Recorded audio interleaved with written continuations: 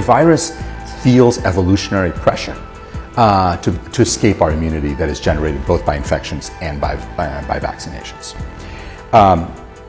We also have waning immunity. We know that over time, immunity protection against the virus wanes naturally.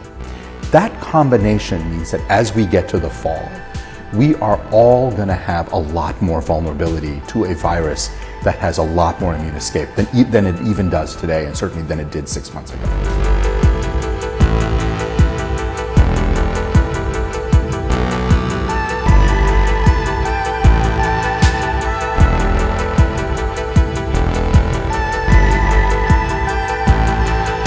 Full speed and that kind of full capacity to make sure that nobody dies from this disease. And obviously, if we don't get those resources, we're going to have to make some very, very difficult choices. Right? We're going to have to make difficult choices about vaccines or treatments. What do we do with tests? Do we really go into a fall and winter surge with no testing capability? I mean, that would be a real problem.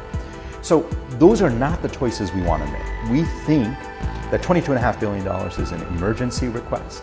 We think it's a very pared down request. It is the bare minimum that we need to get through this fall and winter without large loss of life. As I explain the numbers to members of Congress, they get it, and it makes me hopeful that we will see Congress stepping up and doing what's right for the American people.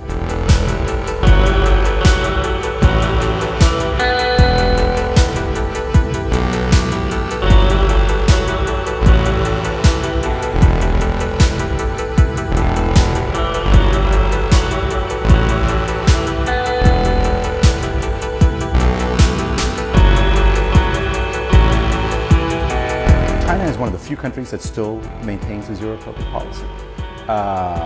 Other countries that had it, South Korea didn't quite have zero COVID, but they certainly had a very aggressive one. Taiwan had a largely zero COVID policy. I think a lot of those countries have pulled back. The reason they've pulled back is because with this incredibly contagious variant that is out there right now, Omicron, BA2 particularly, maintaining a zero COVID policy is very, very, very difficult. And obviously not one that I would advise our government to do. I don't think it makes sense.